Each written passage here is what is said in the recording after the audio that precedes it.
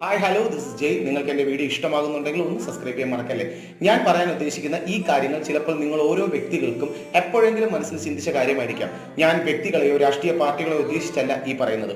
ഓരോ ഇലക്ഷൻ വരുന്ന സമയത്ത് ഓരോ രാഷ്ട്രീയ പാർട്ടികളുടെ സ്ഥാനാർത്ഥികൾ നമ്മുടെ വീട്ടിലേക്ക് കടന്നു വരുന്നത് വളരെ വിനയത്തോടു കൂടി കൈകൾ കൂപ്പി പല മോഹന വാഗ്ദാനങ്ങൾ നൽകിക്കൊണ്ട് ഒരു പ്ലാസ്റ്റിക് പുഞ്ചിരിയോട് കൂടിയാണ് വോട്ട് ചോദിക്കാൻ വരാറുള്ളത്, ശരിയല്ലേ?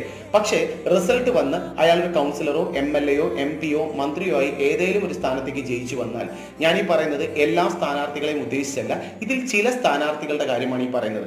പിന്നെ ഈ നടന്നതെല്ലാം തിരിച്ചായിരിക്കും സംഭവിക്കുക. അതായത് പൊതുജനങ്ങൾക്ക് അവരുടെ എന്തേലും ആവശ്യങ്ങൾക്ക് ഒരു അപേക്ഷ കൊടുക്കാനായി ഇവരുടെ അടുത്തേക്ക് പോകണമെങ്കിൽ പിന്നെ അവരുടെ അപ്പോയിന്റ്മെന്റ് എടുക്കണം.